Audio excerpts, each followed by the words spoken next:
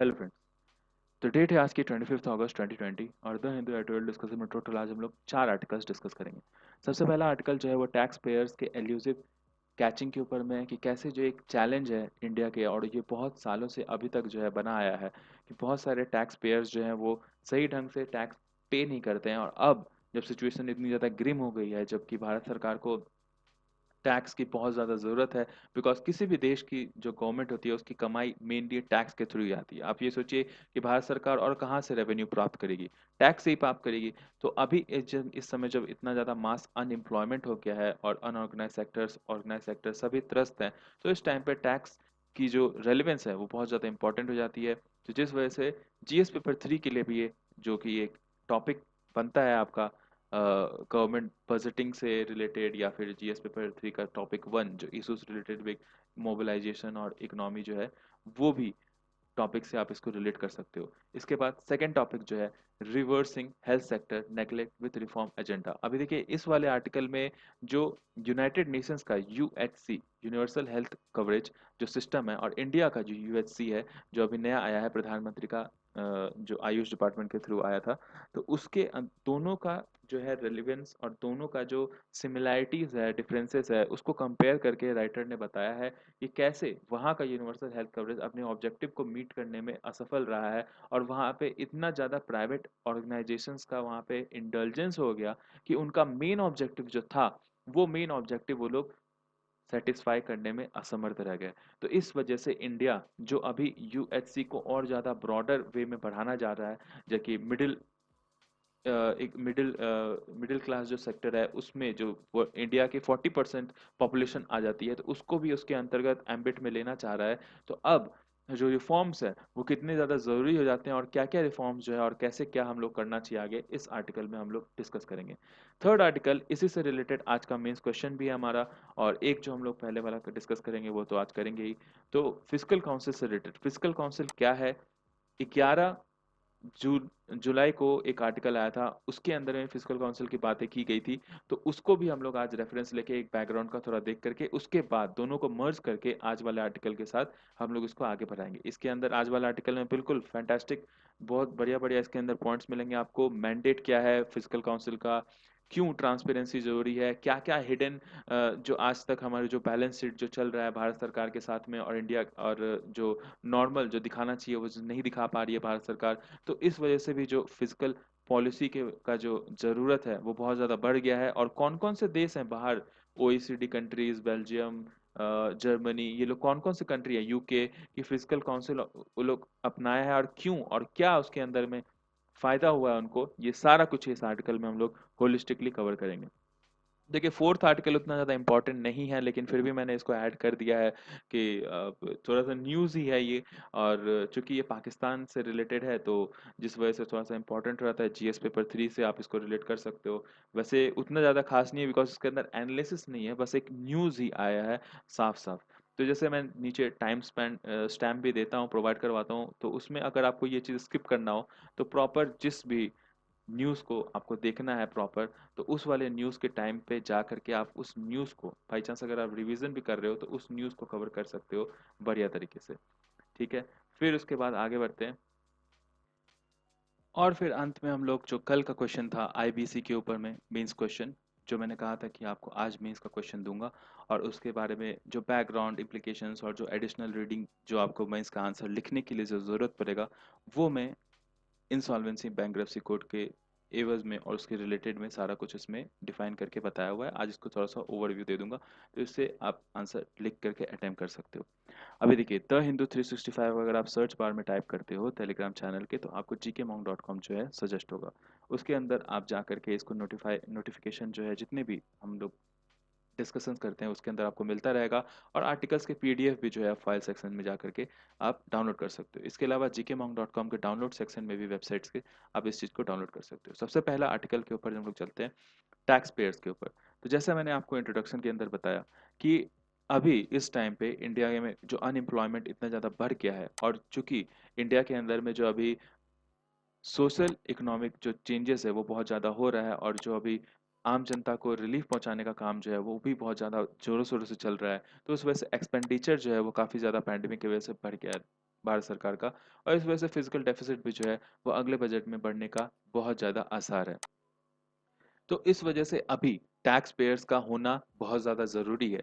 लेकिन प्रधानमंत्री ने जो अभी डाटा दिया था, जैसे फेसलेस, पेनलेस, सीमलेस जो स्कीम उन्होंने लॉन्च किया था अभी कुछ दिन पहले, उसके अंदर उन्होंने डाटा दिया था कि 15 मिलियन पीपल जो है उनको इनकम टैक्स पे करना होता है, जबकि हमारा टोटल 1.35 बिलियन जनसंख्या है। लेकिन ये नंबर भी जो है वो 2018-19 का है। फिलहाल 2019-20 के अंदर लगातार टैक्स पेयर्स के जो नंबर है उसके अंदर कमी आ रही है, और 2020-21 आते आते ये नंबर और भी ज़्यादा शार्पली डिक्लाइन कर जाएगा। अभी आपको ये चीज़ समझने की ज़रूरत है कि देखिए ये नंबर क्यों डिक्लाइन कर रहा है हर साल। तो देखिए 5 लाख से ज़्यादा जो कमाता है उसी को टैक्स भरने की ज़रूरत पड़ती है हमारे इंडिया के अंदर में, लेटेस्ट बजट में जो टैक्स कंसेंसस ऑफर किया गया था उसके तहत। तो इसके वजह से जैसे 2012-13 में 16 मिलियन लोग जो है टैक्स पे करते थे, लेकिन अभी सिर्फ 15 मिलियन लोग 2018 तक पे करते थे। अब जब 5 लाख का वाला जो एक नेट है उसको अगर आप देखते रहें, तो अब फिलहाल इस टाइम पे direct tax to GDP ratio जो है वो परसेंटेज 5.5% आकर अटक गया है। अभी देखिए ये जो नंबर है 5.5%, इसके ऊपर डाउट मत कीजिएगा, बिकॉज जून में इन्वेस्टोपीडिया और ये सारे जो वेबसाइट्स हैं वो सब 20%, 15%, 18% ऐसे दिखा रहे थे। तो ये जो 1-2 महीने का जो टाइम है पैंडेमिक का, इसमें बहुत ज़्यादा ये जो परसेंटेज है हर एक तरीके से, जीडीपी भी जैसे आपको पता है कि 0% से नीचे जा चुका है। तो ये सब चीज़ बहुत ज़्यादा अभी ज़्यादा चेंज हो चुका है। तो आप कहीं पे भी अगर इसको आंसर में भी लिखते हो तो यहाँ पे साइड में ब्रैकेट में आप लिख सकते हो अगस्त। ठीक है, अगस्त 2020, as per August 2020 it was 5.5%। तो अब ये ऐसा क्यों होता है? तो इसके ऊपर दो कारण है। अभी देखिए डेब्ट टू जीडीपी रेशियो का मतलब क्या होता है ये मैं बता दूं आपको कि direct tax to GDP ratio का मतलब क्या होता है। Direct tax to GDP ratio मतलब कि एक कंट्री है, उसका जीडीपी टोटल है। जीडीपी जो टोटल है वो आप समझ जाइए एक गुल्लक। गुल्लक के अंदर हर एक तरीके से अलग अलग तरीके से वहां पे रेवेन्यू आता है। अब वो रेवेन्यू आने का जो तरीका है वो अलग अलग तरीके से आएगा। एक एक तरीका उसका टैक्स है, और बाकी कुछ कुछ जो है जैसे कि एक्सपोर्ट से और उसके ड्यूटी जो आता है, फिर ऐसे अलग अलग तरीके के जो रेंटल्स हैं या फिर बॉन्ड सिस्टम अगर भारत सरकार जारी की हुई है, तो ये सब जगह से भी जो है उसको वहाँ पे रेवेन्यू आता है। तो उस वजह उसमें से एक डायरेक्ट टैक्स, अगर डायरेक्ट टैक्स को जीडीपी, टोटल जीडीपी से अगर आप डिवाइड करोगे, मतलब डिनोमिनेटर में जीडीपी और न्यूमिनेटर में डायरेक्ट टैक्स, तो उसको कहते हैं direct tax to GDP ratio. ये परसेंटेज फिलहाल 5.5% है। अब ये ऐसा क्यों है? तो ये देखिए दो कैटेगरी की वजह से। पहला तो ये कि बहुत सारे ऐसे लोग हैं जो कि टैक्स एम्बिट में आ सकते हैं, लेकिन अभी फिलहाल वो 5 लाख से ज़्यादा नहीं कमा रहे हैं, जिस वजह से वो टैक्स नहीं भर रहे हैं। तो हो सकता है उन्होंने कभी ऐसे इनकम अपना ज़्यादा बताया होगा, तो जिस वजह से वो जीडीपी के एम्बिट में अभी शो तो कर रहे हैं, लेकिन उनको अभी वो एलिजिबल अभी कम हो चुके हैं, तो जिस वजह से वो लोग अभी टैक्स नहीं भर रहे हैं। तो जिस वजह से टैक्स पेयर्स की जो नंबर्स है, जो जनसंख्या है वो तो बढ़ गई है, लेकिन उतना जो प्रॉपर टैक्स आना चाहिए वो चीज़ नहीं आ रहा है। इनफैक्ट आगे बताते हैं रिपोर्ट राइटर कि 2016 की रिपोर्ट के अनुसार 10% ऑफ इंडियंस जो हैं वो करीब करीब 55% ऑफ नेशनल इनकम जो है वो कमाते हैं। ठीक है, और ये 10% भी अगर ऑनेस्टली और प्रॉपर तरीके से भरे अगर टैक्स, तो हमारा जो अभी income tax to GDP ratio है वो 18% तक पहुंच जाएगा। ये 5.5% से उठ करके 18% तक पहुंच जाएगा। हो सकता है ये 18% अगर उस टाइम से है, तो उस टाइम पे 2016 में हमारा जो टैक्स टू जीडीपी रेशियो था वो हमारा 15% था, तो हो सकता है ये 3% उस समय का बताया हो। तो फिर भी ये काफ़ी एक बड़ा जंप हो सकता है अगर वो सही ढंग से अपना टैक्स जो है वो पेमेंट करना शुरू कर दें। इसके अलावा अगर हम इनकॉर्पोरेट टैक्स को भी इसके अंदर मिला लेते हैं, जो कि एक तरह का डायरेक्ट टैक्स ही है, तो ये जो नंबर है वो आपका 20% तक भी पहुंच सकता है। इसके अलावा अब हम लोग 55% जो ब्लैक इनकम जो है जो जनरेट होता है कंट्री के अंदर, उसको तो हम ऐड ही नहीं कर रहे। उसको अगर हम ऐड करते हैं, जैसे कि बहुत जगह पे जैसे कि कहा जाता है कि स्विट्जरलैंड में बहुत ज़्यादा, पनामा के अंदर बहुत ज़्यादा, फिर आपका और भी बहुत सारे कंट्रीज़ के अंदर में मॉरिशस ये सब के बैंक्स में जो है ब्लैक मनी बहुत ज़्यादा इंडियंस का जमा है। अगर उनको हम ले आने में सक्षम हो जाते हैं तो बहुत ही अब्रप्टली जो है ये हमारा टैक्स टू जीडीपी रेशियो जो है वो इम्प्रूव हो जाएगा। ऐसा देखा जाता है कि ओईसीडी कंट्रीज़ जो है उसके अंदर 34% से ज़्यादा टैक्स टू जीडीपी रेशियो नापा जाता है। खैर उनका भी अभी थोड़ा कम चल रहा है, लेकिन इतना कम नहीं चल रहा है कि 5.5% हमारे इंडिया की तरफ पहुंच गया हो। उसके बाद आगे, तो क्या गवर्नमेंट ने अभी तक कुछ ऐसे इनिशिएटिव नहीं लिए? ऑब्वियसली गवर्नमेंट ने बहुत सारे ऐसे इनिशिएटिव लिए हैं, जैसे फॉर एग्जांपल डिमोनेटाइजेशन भी एक इसी रेंज में एक इनिशिएटिव था, लेकिन वो उतना फ्रूटफुल साबित नहीं हुआ। एक्चुअली जितना आना चाहिए था उससे और ज़्यादा ही जो है कि पैसा वापस आ गया आरबीआई के पास, ऐसे आपने खबरें सुनी होगी।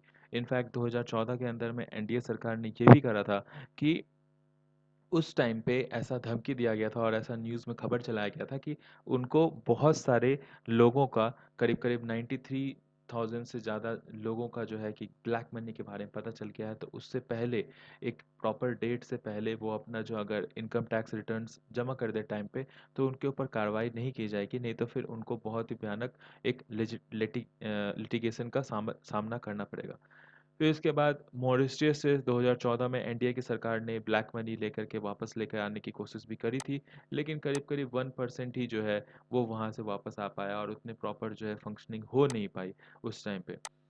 तो इस वजह से आप देखिए कि गवर्नमेंट ने टाइम टू टाइम अलग-अलग तरीके से टैक्स रिफॉर्म्स लाने की कोशिश करी है, लेकिन जो फ्रूटफुल नहीं हुआ, इसके ऊपर इसके मतलब बदले और उल्टा ही जो है कि प्रॉब्लम क्रिएट हो गया, जो कि ऑनेस्ट पेयर्स हैं, टैक्स पेयर्स, उनको बहुत ज़्यादा प्रॉब्लम हो गया। जैसे फॉर एग्जांपल अभी कुछ दिन पहले जब हमारे होम मिनिस्टर डसॉल्ट एयरवेज़ के रफ़ाल को जब वो लोग वहाँ से डिलीवरी लेने के लिए गए थे, तो वहाँ पे डसॉल्ट एविएशन के जो सीईओ है, उन्होंने ऐसा कहा था सबके सामने ही कि आप अपने टैक्स पेयर्स को थ्रेटन करना थोड़ा कम कीजिए, बिकॉज़ बहुत ज़्यादा प्रॉब्लम हो जाता है, वो इतने ज़्यादा टेरराइज़ हो जाते हैं आपके न्यू न्यू कस्टम रूल्स की वजह से। तो फिर वो यहाँ पे इंडिया में आके ऐसे एक्चुअली विवाद से विश्वास जो स्कीम है वो पहले भी चला करता था इंडिया के अंदर। एक्चुअली फ़रवरी दो 2020 में ये जो स्कीम है वो लॉन्च किया गया था भारत सरकार के द्वारा। में इसके एवज़ में क्या होता है कि अगर इस स्कीम के अंतर्गत आप जा करके अपने फाइल, जितने भी आपके डिस्प्यूट हैं इनकम टैक्स डिपार्टमेंट के द्वारा के संदर्भ में, उसको आप जाके इससे सुलझाने की कोशिश करते हो, तो ये मध्यस्थता करता है आपके और इनकम टैक्स डिपार्टमेंट के बीच में। और आपका पहले का, जैसे बाई चांस कितने लोग ऑनेस्टली पे करते हैं सारा कुछ मतलब ये रिटर्न्स, लेकिन फिर भी उनके ऊपर कभी कभी नोटिस आ जाता है कि आपने नहीं किया है, शो केस नोटिस दीजिए, तो वो शो करने के चक्कर में फिर उसके बाद वो लिटिगेशन और भी ज़्यादा टाइम लग जाता है, और फिर उसके बाद उतने दिन तक जो है वो बैक डेट पे पेनल्टी और चढ़ते जाता है, इंटरेस्ट रेट और ज़्यादा चढ़ते जाता है, और जिस वजह से जो है कि काफ़ी ज़्यादा प्रॉब्लम दोनों तरफ के पार्टीज़ को हो जाता है, और इसकी वजह से जो लिटिगेशन भी जो है कोर्ट के अंदर में वो बहुत ज़्यादा नंबर बढ़ जाता है इस प्रकार के मेजर्स की वजह से। तो उसी की वजह से ये विवाद से विश्वास स्कीम जो आया गया था, तो उसके अंदर और भी जितने भी जो लिटिगेशन इस तरह के हैं उन सबको ख़त्म करने की बात की गई थी, और जो tax payer, honest tax payer है, उनको प्रॉपर तरीके से ऑनर देने की बात सोची गई थी। तो इसके ऊपर अभी फिर से बातचीत शुरू हो गई है, और ये चीज़ को और भी स्ट्रेंथन तरीके से लेकर के आने का बात किया जा रहा है। न्यू सिस्टम्स क्या है? तो देखिए, गवर्नमेंट ऑफ इंडिया अब टैक्स ऑफिशियल्स के ऊपर भी अब रिलाई उतना नहीं कर पा रही है, बिकॉज़ टैक्स ऑफिशियल्स को आपको पता ही है कि अभी जो, जैसा कि उन्होंने बहुत सारे जो अभी लिटिगेशन इतने सारे पहले के बचे हुए हैं, और बहुत सारा अभी भी टैक्स जो है वो इवेट कर जाते हैं लोग। तो अब जो गवर्नमेंट है क्या की है कि अब गवर्नमेंट कंप्यूटर की तरफ अपना रुख मोड़ी है। कंप्यूटर क्या करेगा? कंप्यूटर ऐसा है कि देखिए, पहले क्या होता था कि जैसे जिसके पास नोटिस गया, तो फिर उसके बाद कुछ बिचौली, कुछ वहाँ के जो ऑफिसर्स हैं उन सब के साँठ-गाँठ से है वो इवेट कर जाते थे। लेकिन अब क्या है कि जो फेसलेस वाला जो एक एनोनिमस जो अभी स्कीम जो आया है, जो पोर्टल के थ्रू जो है कि दोनों आपस में संवाद करेंगे, जो भी टैक्स पेयर है जिसको नोटिस गया है वो, और फिर जो दूसरे साइड में एडमिनिस्ट्रेटिव स्टाफ है, वो दोनों आपस में मुखातिब नहीं हो पाएँगे, फिज़िकली वो दोनों मिल नहीं पाएँगे, और दोनों एनोनिमसली जो है किसी भी केस के ऊपर में काम करेंगे। जैसे आपके ऊपर अगर नोटिस आया तो आपने फॉर्म भरा है पोर्टल के ऊपर, फिर वो फॉर्म जो है वो सामने वाले के पास गया, लेकिन उसको नहीं पता चलेगा कि ये आदमी है कौन। तो उस वजह से जो है कि जो बिचौली वाला जो बात है और जो इवेट करने का जो सीन है, वो अब नहीं हो पाएगा। लेकिन इसके ऊपर में भी कुछ थोड़े बहुत कंसर्न्स हैं, बिकॉज़ कुछ जो ऐसे लोग हैं जिनको पता है कि इसका मैकेनिज़्म क्या है, चूँकि पिछले साल भी इसको टेस्ट करने के लिए, स्क्रूटनाइज़ करने के लिए इसको उतारा गया था, तो उनको अगर स्कीम पता रहेगा कि कौन कहाँ पे क्या किस स्टाफ के पास कैसे कौन फ़ाइल जाता है, तो स्टाफ तो आपका लिमिटेड ही है, तो फिर उसके बाद इसके अंदर में भी लूपहोल निकाला जा सकता है, ऐसा बात किया जा रहा है। उसके बाद जितने भी जो एडमिनिस्ट्रेटिव प्रॉब्लम्स हैं इंडिया के टैक्सिंग रिजीम के अंदर में, जैसे बिकॉज़ सामने वाले जो हमारे यहाँ पे इतने स्टाफ नहीं अवेलेबल है कि उनको प्रॉपर जो एडमिनिस्ट्रेटिव फंक्शन है वो दे पाएँ हमारे स्टाफ्स भारत सरकार के अंदर में। तो उस वजह से भी जो चार्टर अकाउंटेंट्स जो महीनों लगा करके बिज़नेसमैन का जो बैलेंस शीट तैयार करते हैं, जिसके अंदर टैक्स बचा-बचा के वो लोग बैलेंस शीट तैयार करते हैं, उनको आप अगर एक्सपेक्ट करो कि जो सामने वाला जो हमारा जो एडमिनिस्ट्रेटिव ऑफिस में जो ऑफिशियल स्टाफ है वो 1-2 घंटे के अंदर में वो सारे लैकूनास को ड्राइव आउट कर सके, तो ये थोड़ा-सा इनह्यूमन हो जाता है और इसके अंदर जो है अभी भी प्रॉब्लम बढ़ ही जाता है। इसके अलावा कंप्यूटर यूज़ करने के बाद भी जो इतने लंबे-चौड़े जो हमारे पास बिज़नेस के जो बैलेंस शीट होते हैं, जिसके अंदर जो बिज़नेसमैन है वो इनफैक्ट ट्रैवल एक्सपेंस भी उसके अंदर ऐड कर देता है। तो जिस वजह से ये जो डेसिफर करने का जो काम है, उसको सही तरीके से उसको जाँच करने का जो काम है, वो कहीं न कहीं ओवर बिलिंग और अंडर बिलिंग के ऊपर में दब के रह जाता है। देखिए, कुछ टैक्स पेयर्स इसके बाद ये भी कंप्लेन करते हैं कि जो टैक्स है हमारे देश में जो रेट है उसका बहुत ज़्यादा है, 30% इज़ टू मच हाई। इसके बाद प्लस सरचार्जेस भी जो है वो जोड़ दिया जाता है, अलग-अलग तरीके का। तो इसके ऊपर राइटर कहते हैं कि देखिए 1971 के टाइम पे तो बहुत इससे भी और ज़्यादा था। मतलब उस टाइम पे 97.5% के करीब पहुंच जाता था कुछ-कुछ पब्लिक सेक्टर्स के लिए जो टैक्स रेट इम्प्लाई करती थी भारत सरकार।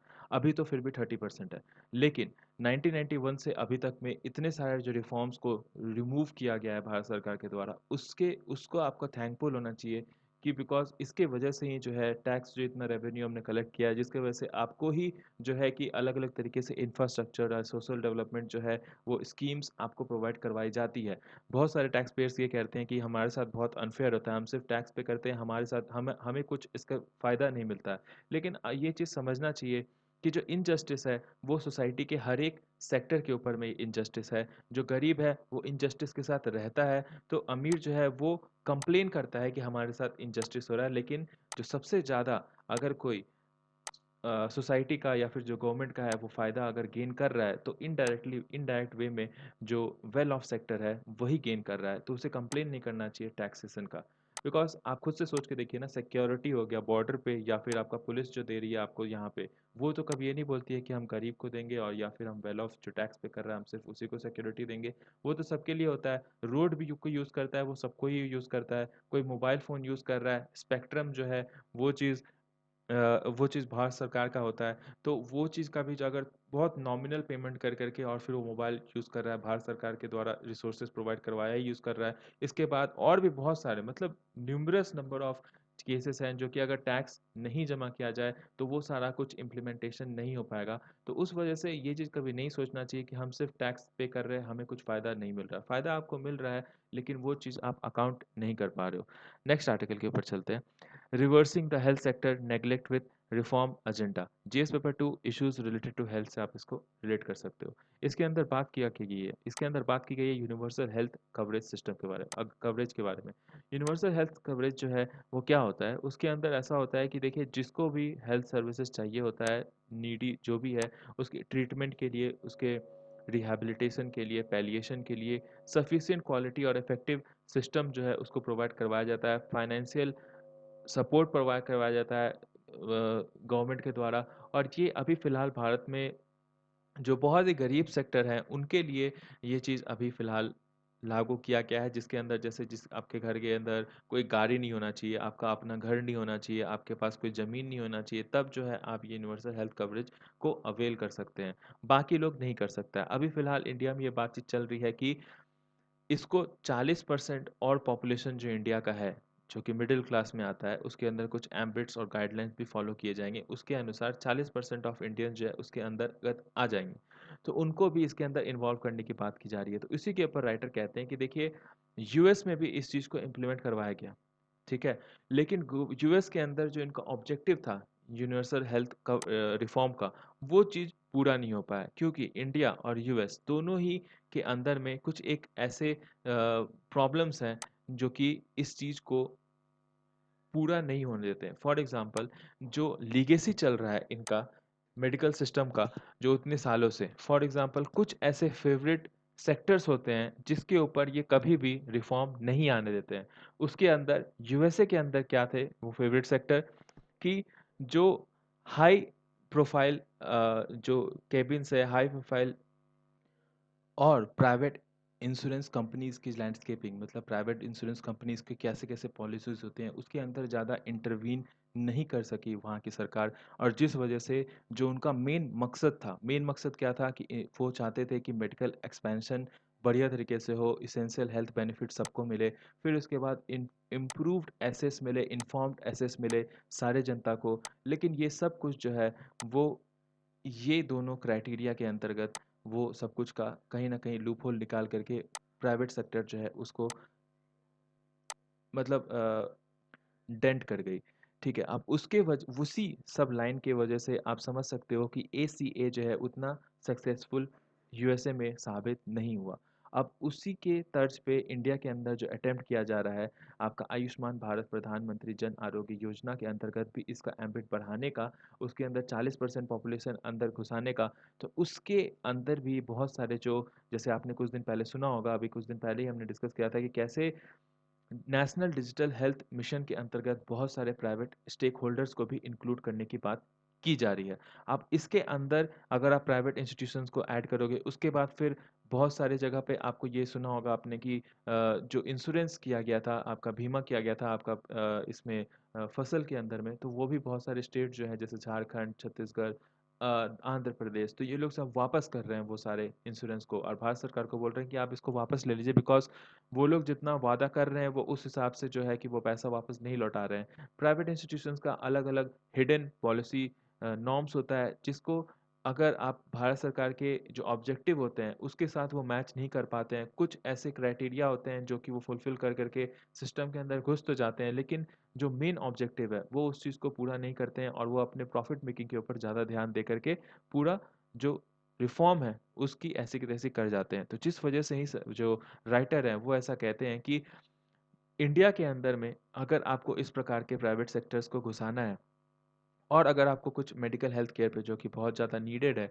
उसके अंदर रिफ़ॉर्म लेकर के आना है, तो आपको बहुत ज़्यादा ज़रूरत है कि क्लिनिकल एस्टैब्लिशमेंट एक्ट को और ज़्यादा स्ट्रेंथन करो। For example clinical establishment act होता क्या है? तो इसके अंदर देखिए जितने भी सिग्नेटरीज़ होते हैं, जैसे कि अगर भारत सरकार 2010 के अंदर इस चीज़ को लेकर के आई थी, तो उस टाइम पे आपके हिमाचल प्रदेश, अरुणाचल प्रदेश, फिर सिक्किम, मिज़ोरम, ये सब के अंदर ये पहले से ही इस चीज़ को लागू करके रखे थे अपने स्टेट लेजिस्लेचर में कि अगर हमारे देश के अंदर सेंटर जो है इस प्रकार की कोई सी भी लॉ लेकर आती है तो हम लोग उस चीज़ को ऑटोमेटिकली इम्प्लीमेंट करेंगे। तो इसके तहत क्या हुआ था? इसके तहत ये हुआ था कि जितने भी क्लिनिकल एस्टैब्लिशमेंट इंडिया के अंदर हैं, उन सब के अंदर में जो गाइडलाइन भारत सरकार एस्टैब्लिश करेगी, वही गाइडलाइन के तर्ज पे ट्रीटमेंट और जितने भी जो कॉमन डिसीज़ेज़ कंडीशंस की जो भी आगे जो प्रोसेसिंग है, सर्विसेज़ है, वो उसी गाइडलाइंस के तर्ज पे दी जाएगी।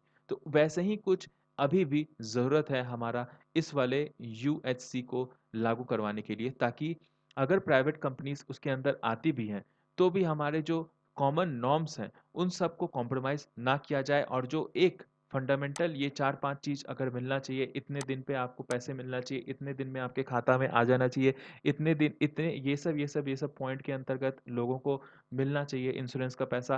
तो ये सारा कुछ अगर आप इम्प्लीमेंट करवा देते हैं, तो ही ये चीज़ का सार्थकता है, नहीं तो फिर ये तो फिर कुछ होगा नहीं। उसी तर्ज पे अगर आप नेशनल डिजिटल हेल्थ मिशन का देखिए, तो अगर आप जब stakeholder private stakeholder को लेकर के आ रहे हो और जहाँ पे अभी डाटा का जो मारा-मारी चल रहा है सब all over India, all over world के अंदर में, तो आप जो इंडियन के जो डाटा है उसको कॉम्प्रोमाइज़ ना करे कोई, जिस वजह से वो डाटा को भी जो है कि सेफगार्डिंग के लिए हमें इसी प्रकार का एक नॉर्म चाहिए जो कि ऑल ओवर इंडिया के अंदर चल सके।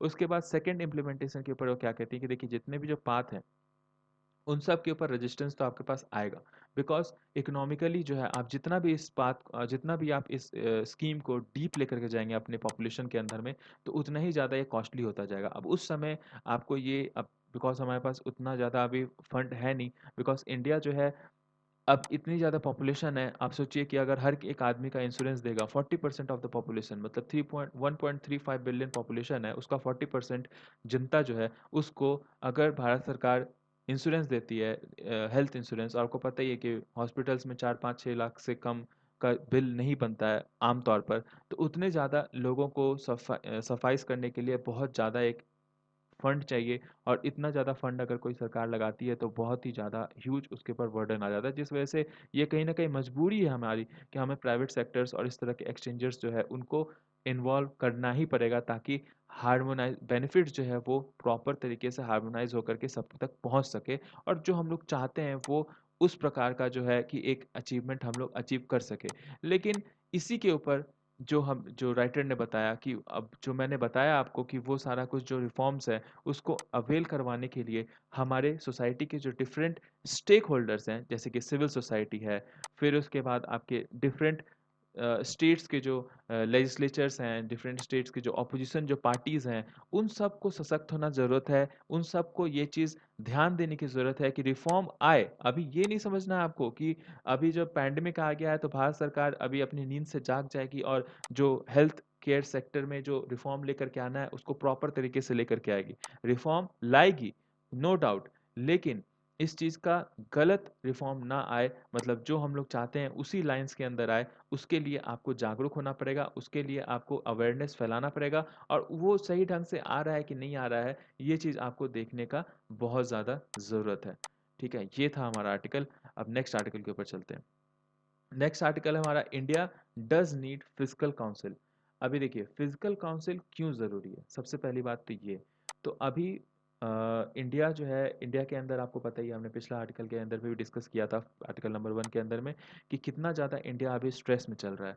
तो अभी जैसे कि जीडीपी जो है हमारा अभी है, वो डेफिसिट इतना ज़्यादा पहुंच चुका है, और अभी इतने सारे जो सोशल नॉर्म्स चल रहे हैं उसके अंदर में भी, सोशल स्कीम्स जो चल रहे हैं उसके अंदर भी जो है कि एक्सपेंडिचर इतना ज़्यादा बढ़ गया है कि 0.8% जो है वो हायर चल रहा है हमारा, जो नॉर्मल डेफिसिट होना चाहिए था उससे भी। जैसा ये किसने कहा है, तो ये कंट्रोलर जनरल जो है उनकी ऑडिट के बाद में उन्होंने, कैग जो है उन्होंने ये चीज़ को बताया है।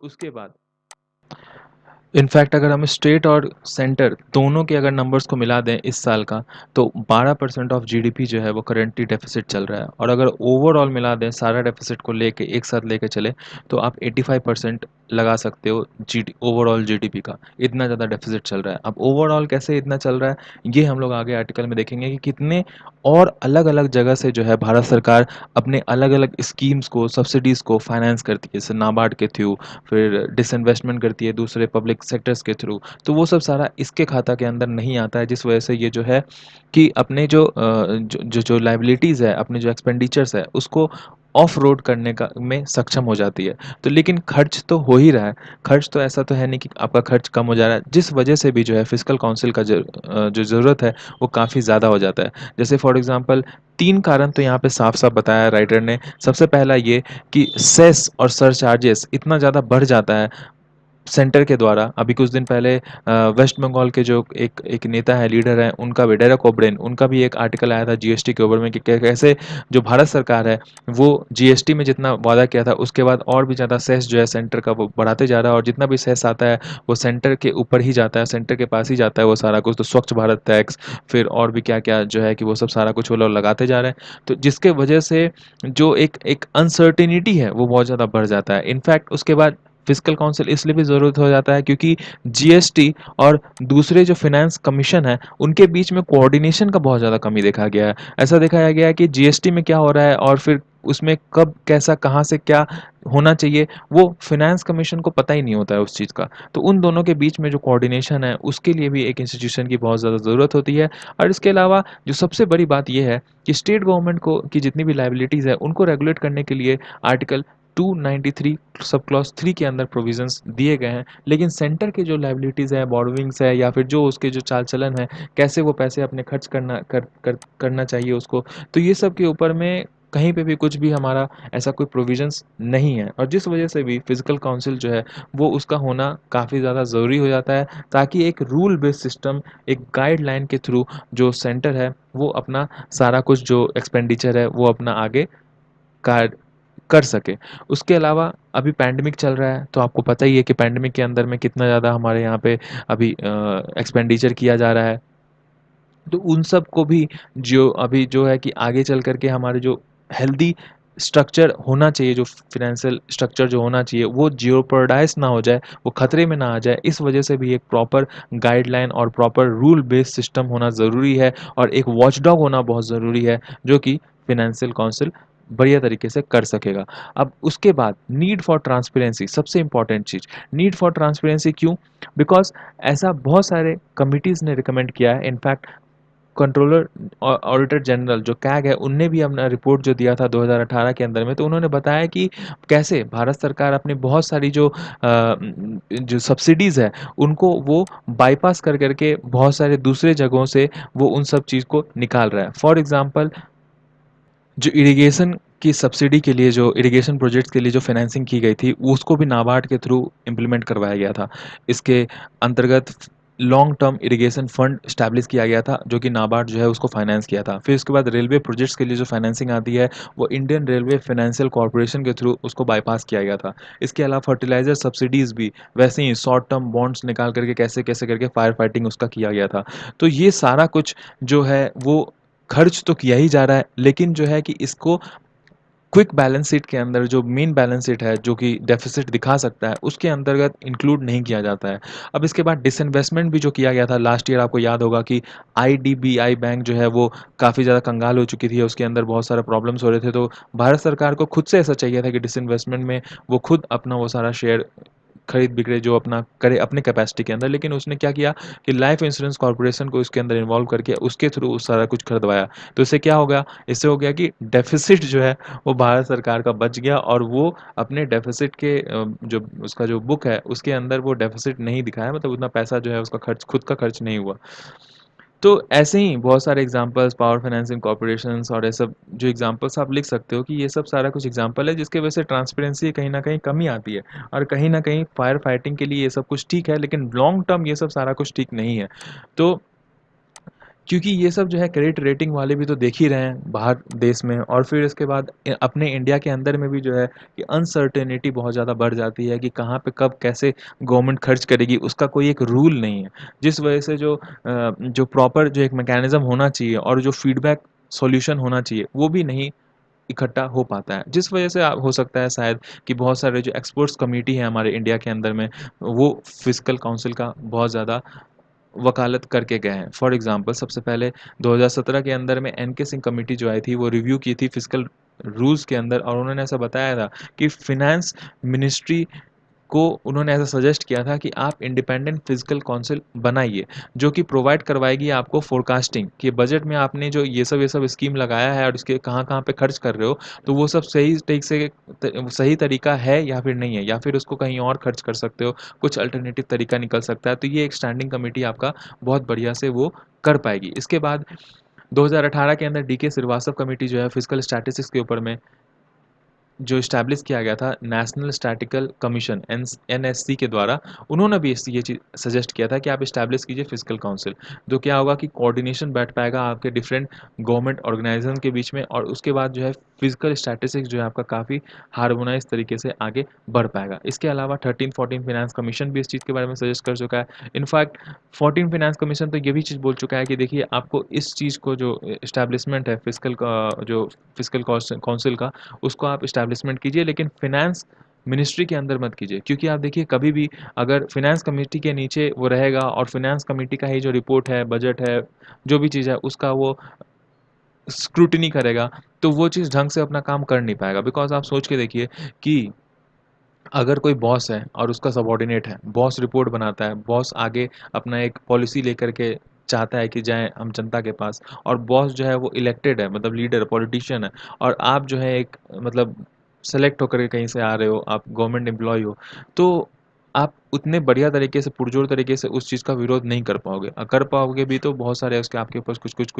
कुछ ना कुछ तो लिमिटेशंस आपके होंगे ही होंगे। तो जिस वजह से इसको इंडिपेंडेंट होना ज़रूरी है, और जैसे कैग काम करता है अपना रिपोर्ट जो है प्रेसिडेंट को जमा करता है, वैसे ही कहीं न कहीं इसको भी इम्प्लीमेंट करना चाहिए। और इसको लाने क्या, जो एफआरबीएम एक्ट जो था पहले, उसको न्यू सेक्शन उसके अंदर बनाना चाहिए, उसके अंदर अमेंडमेंट लाना चाहिए और उसके अंतर्गत ही इसको इंक्लूड करना चाहिए। क्योंकि बहुत जगह पे ऐसा टेंशन था यार कि एफआरबीएम एक्ट हम लेकर के आए थे और फिर उसके बाद उस चीज़ के अब उस चीज़ को हटा करके हम फाइनेंशियल काउंसिल लेकर के आए, तो ये फिर हमारा उतना दिन का जो मेहनत था वो चीज़ खत्म हो जाएगा। तो एफआरबीएम एक्ट को हटाने की ज़रूरत नहीं है, उसी के अंदर जो है आपको एक लीफ ऐड करने की ज़रूरत है अमेंडमेंट के थ्रू, ताकि आगे ऐसा चलता रहे। एफआरबीएम एक्ट क्या होता है, शॉर्टकट में बताऊं कि एफआरबीएम एक्ट जो है वो एक गाइडेंस देता है कि सरकार को आगे 4-5 साल के अंदर कैसे अपना डेफ़िसिट जो है वो कम करना है। मान लीजिए इस साल जो है 2% कम किया, अगले साल 0.5% कम किया, ऐसे कर के जो है डेफ़िसिट जो है वो हेल्दी डेफ़िसिट के अंदर आ जाए या फिर ज़ीरो हो जाए डेफ़िसिट। तो उसका एक गाइडलाइंस तैयार करवाता है एफआरबीएम एक्ट,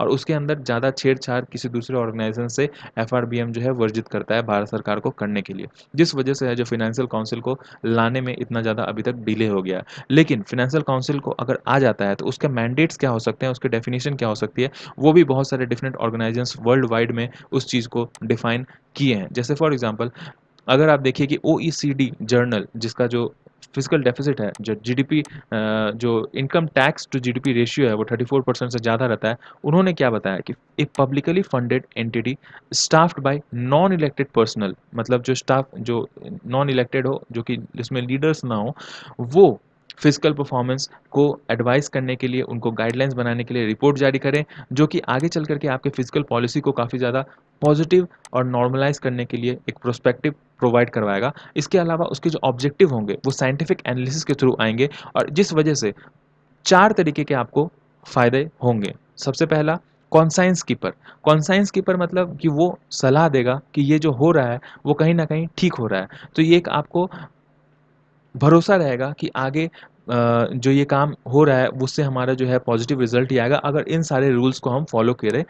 तो उससे क्या होगा कि पार्लियामेंट के अंदर में भी अगर कोई दूसरा उसके विरुद्ध अगर कुछ आता है रूल, तो उसके ऊपर जो विपक्षी के लीडर हैं उनके पास ऐसा नॉलेज होगा कि हाँ, इसके बारे में हम बोल सकते हैं, बिकॉज ये चीज़ ऐसा मना किया गया है फिनेंशियल काउंसिल, फिजिकल काउंसिल के द्वारा।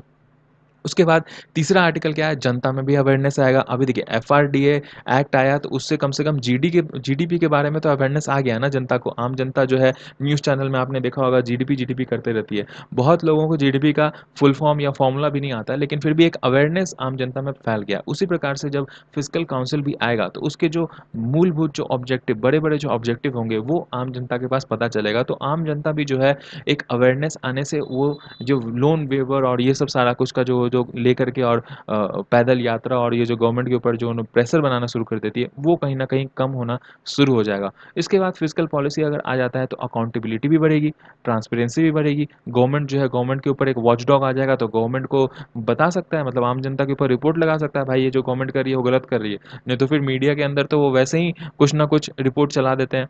तो इस वजह से एक वॉचडॉग आने से हमारा ये फ़ायदा हो जाएगा। उसके बाद अनबायस्ड रिपोर्ट आएगा पार्लियामेंट के अंदर। अभी जो है स्टैंडिंग कमेटी के थ्रू या फिर जहाँ से भी आता है अगर रिपोर्ट, तो वो कहीं न कहीं बायस्ड होता है और पूरी तरीके से रिपोर्ट जो है वो सामने आ नहीं पाता है। जब इंडिपेंडेंट कमेटी होगी, कॉन्स्टिट्यूशनल कमेटी होगी, तो अनबायस्ड रिपोर्ट जो है पार्लियामेंट के अंदर लेकर के आएगी, और वो हो सकता है जैसे अभी फ़िलहाल कैग जो है वो पार्लियामेंट में प्रेसिडेंट को जाके जमा करवाता है अपना रिपोर्ट, और फिर प्रेसिडेंट जो है पार्लियामेंट के अंदर लेकर के आती है। वैसे ही हो सकता है मैकेनिज़्म के अंदर आप इस चीज़ को भी लेकर के आ सकते हो। अब ओईसीडी कंट्रीज़ जितने भी हैं उसके अंदर इस चीज़ का काफ़ी ज़्यादा फ़ायदा हुआ है। बहुत सारे दूसरे कंट्रीज़ भी जो हैं उसके अंदर भी ट्रांसपेरेंसी, इफेक्टिवनेस और अकाउंटेबिलिटी इस काउंसिल के थ्रू काफ़ी बढ़िया तरीके से आ सका है। अब इन सारे जो आया है उसके अंदर, उसके पीछे 9 तरह के प्रिंसिपल्स डिफाइन किया गया है ओईसीडी 2013 के जनरल के अंदर, जिसके अंदर लोकल ओनरशिप, इंडिपेंडेंस, नॉन पार्टीशियनशिप, फिर मैंडेट और रिसोर्सेज की जो कमी ना हो, उस प्रकार से क्या-क्या रिसोर्सेज उसके अंदर यूज़ करने हैं, रिलेशनशिप एंड लिटरेचर कैसे होना चाहिए उसके अंदर, फिर उसके बाद एक्सेस टू इन्फॉर्मेशन, कौन-कौन से मिनिस्ट्री उसके अंतर्गत काम करे और इन मिनिस्ट्री के साथ उसका रिलेशनशिप कैसी होनी चाहिए, और फिर उसके बाद कितना ज़्यादा ट्रांसपेरेंसी हो और क्या-क्या जो उसके नॉर्म्स होने चाहिए ट्रांसपेरेंसी के अंदर, ये सारा कुछ उसके अंदर वेल डिफाइंड है, ताकि कम्युनिकेशन और एक्स्ट्रा एक्स्ट्रा इवैल्यूएशन जो है उसके अंदर कोई भी शक या सवाल ना क्रिएट हो सके। तो लास्ट में जो है अब राइटर इसको कंक्लूड ये करते हैं कि देखिए बाहर दूसरे देश की जो कंट्रीज़ है इससे काफ़ी ज़्यादा फ़ायदा उठा सकी है। और अगर आप ये इस चीज़ को लेकर के आते हो तो जैसे बेल्जियम के अंदर में, यूनाइटेड किंगडम और चिली के अंदर में प्रॉपर पब्लिक डिबेट का एक लेवल मिल सका उनको। फिर उसके बाद पब्लिक अवेयरनेस वहाँ पे क्रिएट हो सका। फिर उसके बाद बजटरी में मैक्रो इकोनॉमिक्स के प्रति जो उनका आकलन है वो काफ़ी ज़्यादा एक्यूरेट हो सका। ये सारा कुछ जो है वो हमारे देश में भी इम्प्लीमेंट हो सकता है और इस वजह से आपको लेकर के आना बहुत ज़रूरी है। और कंक्लूजिंग फैक्टर में वो बस 2 बातें ऐसा बोलते हैं जो कि मुझे काफ़ी बढ़िया लगा कि देखिए ये सिल्वर बुलेट नहीं साबित होगा। सिल्वर बुलेट मतलब कि आखिरी बिल्कुल ये इसके बाद बिल्कुल फुल एंड फाइनल उसके बाद सब कुछ ठीक हो जाएगा। नहीं, ये ऐसा नहीं होगा। जब तक हमारे देश के अंदर पॉलिटिकल विल नहीं आएगा, तब तक हमारे कोई भी इंस्टीट्यूशंस कुछ भी आप कर लीजिए, वो चीज़ इफ़ेक्टिव साबित नहीं होगी। ऐसे तो एफआरबीएम एक्ट भी बहुत बढ़िया ही काम कर रहा था, लेकिन फिर भी वो चीज़ उतने बढ़िया तरीके से साबित नहीं कर पाई अपने आप को, क्योंकि कहीं न कहीं जो है कि बाईपासिंग जो हमारी एक कल्चर है हमारे देश के अंदर में, वो चीज़ काफ़ी ज़्यादा प्रिवलेंट करता है। और अगर फिजिकल काउंसिल के प्रति भी अगर पॉलिटिकल विल ढंग का नहीं हुआ, तो फिर आप कुछ भी कर लीजिए, ट्रांसपेरेंसी, अकाउंटेबिलिटी और कॉम्प्रिहेंसिवनेस बहुत दूर की बात है। तो ये किसने लिखा था? तो ये 14 फाइनेंस कमीशन के मेंबर रह चुके हैं और फॉर्मर डायरेक्टर रह चुके हैं आपके national institute of public finance policy के, न्यू दिल्ली की संस्था है, उनके उन्होंने ये चीज़ लिखा था। अब मेंस क्वेश्चन फॉर प्रैक्टिस हम देख लेते हैं। तो नेक्स्ट जो क्वेश्चन है, उसके अंदर में आपको ये अटेम्प्ट करना है कि India is in a serious need of independent physical watchdog, justify. अब देखिए जस्टिफाई जो डायरेक्टिव वर्ड होता है उसके अंदर जैसे वर्ड भी पता चलता है आपको, जस्टिफाई के अंदर आपको अपने जो राइटिंग्स है, अपनी प्रोसीडिंग्स है या फिर अपने स्टेटमेंट है, उसको बिल्कुल जस्टिफाई करना है, प्रॉपर उसके साथ सब्सटैंटिएट करके उसके फैक्ट्स एंड फिगर दे करके आपको उसको जस्टिफाई करना है। उसके बाद लास्ट में जो है कंक्लूजन उसको करना है। तो इंट्रोडक्शन के अंदर आप क्या दे सकते हो? सबसे पहले तो आपको ये पता होना चाहिए कि ये क्वेश्चन क्यों दिया गया है। तो क्यों क्यों दिया गया है कि जैसे आपको पता है कि जैसे स्टेट गवर्नमेंट जो है उसकी लायबिलिटीज़ डिफाइंड थी और उसके ऊपर वॉचडॉग पहले से ही था। लेकिन सेंट्रल गवर्नमेंट के अंदर फाइनेंशियल वॉचडॉग नहीं है, जिस वजह से जो अभी फ़िलहाल ऐसे प्लानिंग जो है हमारी गड़बड़ा रही है और उस वजह से जो फ़िलहाल जितने हमारे जो प्लानिंग्स हैं और जो हमारी इम्प्लीमेंटेशन है वो एक लाइन में नहीं जा पा रहा है, जिस वजह से अभी हम लोग को फाइनेंशियल वॉचडॉग चाहिए। बॉडी के अंदर में सबसे पहले आपको ये लिखना है कि रिकमेंडेशंस जो है कमिटी को इम्प्लीमेंट करवाने के लिए जो 3, 4, 5 रिकमेंडेशन ऊपर हमने डिस्कस किए, फाइनेंशियल कमीशन, फाइनेंशियल प्लानिंग 13, 14 ने भी रिकमेंड किया, फिर उसके बाद और भी जो 2-3 कमिटीज़ ने इसको रिकमेंड किया है, उनके बारे में आप बताइए कि उनके क्या कंसर्न्स हैं। 2-2 लाइन लिख-लिख करके उनको बताइए सब हेडिंग दे करके। उसके बाद व्हाट आर द कंसर्न्स, क्यों अभी उसके बाद भी जैसे बाईपासिंग की जा रही है उसके अंदर 7-8 हमने टॉपिक बताए। हबल्स स्कोप यूज़ कर करके जैसे बीच में आप लिखिए कि कंसर्न्स और उसके बाद उसमें से 7-8 पॉइंट निकाल करके एरो निकाल करके आप उसके कंसर्न्स लिखिए साइड-साइड में, क्योंकि बहुत ज़्यादा पॉइंट्स है उसके अंदर में, एग्ज़ाम्पल्स बहुत ज़्यादा है, तो जिस वजह से काफ़ी मतलब पेपर जो है वो बोरिंग हो जाता है, एक ही चीज़ के बारे में ज़्यादा लंबा लिखना है और उसके बाद पेपर भी आपका भर जाता है। तो जिस वजह से कंसर्न जो है वो आप इस प्रकार से लिखेंगे, उसके अंदर आप डिसइन्वेस्टमेंट का भी जो है डायमेंशन ऐड करेंगे कि एलआईसी को कैसे इंक्लूड किया गया, आईडीबीआई बैंक को डिसइन्वेस्टमेंट रोकने के लिए, बचाने के लिए।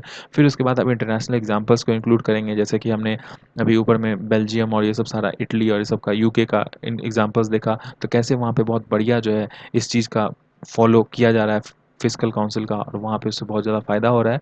और फिर लास्ट में कंक्लूज़न में आप ये लिख सकते हो कि बेटर ट्रांसपेरेंसी और जो है कि जवाबदेही और कॉन्साइंस जगाने के लिए। और कभी-कभी ऐसा होता है कि जो विपक्षी है उसको पता ही नहीं होता है, विपक्ष विपक्ष जो है पार्लियामेंट में, कि चल क्या रहा है, और वो लोग अपना ही मतलब कुछ दूसरा एजेंडा चला लेते हैं और उस बात पे, मुद्दे पे जो है प्रॉपर बहस नहीं हो पाती है। तो उस वजह से भी जो है काफ़ी ज़्यादा ज़रूरी हो जाता है इस वाले ये, तो आप उसको अटेम्प्ट कर सकते हो। उसके बाद मेंस क्वेश्चन आईबीसी कल वाला जो है उसके ऊपर में जैसे क्वेश्चन क्या है, default on repayment of March 25। The date the day when the nationwide lockdown began to curb COVID-19 infection would not be considered for initiating insolving solvency and proceeding for at least 6 months. Discuss the relevance and the future possibility of IBC after March 2020। 250 word में आपको लिखना है। तो देखिए मतलब क्या है question का? क्वेश्चन क्या है, देखिए अभी 6 महीने के लिए इसको स्थगित कर दिया है, हो सकता है ये 1 साल के लिए भी खींचा जा सके। लेकिन उसके बाद में ऐसा बीच में 1-2 आर्टिकल आया था, ऐसा कहा गया था कि हो सकता है इसको कंटिन्यू ही ना किया जा सके, इसको रिप्लेस कर दिया या फिर ठंडे बस्ते में चले जाए। तो ये चीज़ नहीं होना चाहिए। अब इसी के ऊपर में ये चीज़ आर्टिकल है। अभी देखिए जीएसटी के ऊपर में भी मैं इसको आपको आर्टिकल ऑप्शन दे सकता था। लेकिन जीएसटी के बारे में मोटा-मोटी सबको कुछ पता ही है और ये इतना ज़्यादा कॉमन है कि उसके ऊपर हो सकता है आर्टिकल ना आए। लेकिन आईबीसी जो है, और वो हो सकता है कि जीएसटी के ऊपर में समाधान मेंस आने से पहले ही हो जाए, लेकिन आईबीसी अभी फ़िलहाल समाधान आने जैसा दिख नहीं रहा है और हो सकता है मेंस का एग्ज़ाम जो है उससे पहले ही आ जाए। तो उस वजह से आईबीसी के ऊपर जो क्वेश्चन अटेम्प्ट करना काफ़ी ज़्यादा ज़रूरी हो जाता है। तो इसमें डायरेक्टिव क्या है? डिस्कस। डिस्कस के अंदर हम क्या करते हैं? हम लोग डिबेट करते हैं उस क्वेश्चन के, उस टर्म के ऊपर, उस जो मेन जो मुद्दा है उसके ऊपर। तो 6 महीने जो है इसको एक्सटेंड कर देना चाहिए, इसको ठंडे बस्ते में डाल देना चाहिए कि नहीं, ये बात है। तो उसके ऊपर हम सबसे पहले इंट्रोडक्शन लिखेंगे कि why solvency insolvency code was, मतलब ये 6 महीने के लिए क्यों उसको रोक दिया गया और फिर उसके बाद इसको आगे क्यों चला देना चाहिए। तो उसको चला देना चाहिए कि why insolvency was brought in, क्यों इसको लाया गया था, उसका सिग्निफिकेंस क्या था और क्यों अभी तक वो सब सारा हमारा जो एजेंडा था जिसकी वजह से इसको लाया गया था, उसको क्यों अभी तक वो चूँकि मतलब पूरा नहीं हुआ है, तो क्यों इसको नहीं अबंडन करना चाहिए, ये आप पॉइंट नंबर 1 में लिखेंगे 3, 4, 5 लाइन के अंदर। फिर उसके बाद नेक्स्ट आप जाएँगे रीसेंट सक्सेस ऑफ आईबीसी। ये आप नीचे जो मैंने ये आर्टिकल जो लिखा है, इसके अंदर में आप सक्सेस ऑफ आईबीसी जो है वो आप देख सकते हो। ये मैंने कहाँ से लिखा है, तो ये राज्यसभा टीवी के ऊपर में जो एक डिस्कशन आया था, आप उसको देख भी सकते हो खोल करके। उसके अंदर बहुत सारे सक्सेस पॉइंट्स जो है वो दिया था, यही सारे सक्सेस पॉइंट है, करीबन 13 जो है वो 13 पॉइंट आपको मिल जाएंगे। तो इसको भी आप हबल स्कोप के थ्रू उसके अंदर इनकलकेट कर सकते हो, ठीक है। उसके बाद फिर आता है कंसर्न्स विद आईबीसी, क्यों आईबीसी को जो है कि रोक दिया गया। और अरविंद सुब्रमण्यम का जो आर्टिकल है जो कल हमने डिस्कस किया था, उसके अंदर आपको इसके पॉइंट्स मिल जाएंगे, 3-4 पॉइंट मिलेंगे और कुछ जो है इसके नीचे वाले में भी आपको मिल जाएंगे। तो वो आप इसमें अंदर लिखना है आपको। और फिर उसके बाद लास्ट में वे फॉरवर्ड जो है मैंने आपको इसके अंदर डिफाइन करके बता दिया है। वे फॉरवर्ड आप जब एक बार लिख लोगे तो कंक्लूजन आप खुद से 2-3 लाइन का दे दोगे तो काम हो जाएगा, ठीक है। तो आज के लिए इतना ही था फ्रेंड्स। आप पीडीएफ डाउनलोड कर लेना और उम्मीद करता हूँ कि मैं आप एग्ज़ाम बस हम एक क्वेश्चन तो आप मेंस का अटेम्प्ट करोगे। जो इस साल प्रीलिम्स दे रहे हैं वो तो नहीं करेंगे, that is okay, but PDF आप डाउनलोड कर सकते हो। और आज मैंने 2 चैनल जो है कि उसके साथ एक्स्ट्रा बनाया है। एक मेंस के ऊपर आप आंसर लिख करके उसके अंदर डाल सकते हो और दूसरा कि हम लोग डेली जो प्रीलिम्स सुबह-सुबह अब हम लोग क्वेश्चंस 10, 12, 15 जो है डिस्कस किया करेंगे, तो उसका आप आंसर दे सकते हो प्रीलिम्स वाले चैनल के ऊपर। तो आई होप कि आप उसके अंदर पार्टिसिपेट करोगे। वैसे मैं क्वेश्चंस डालता रहूँगा। Have a nice day.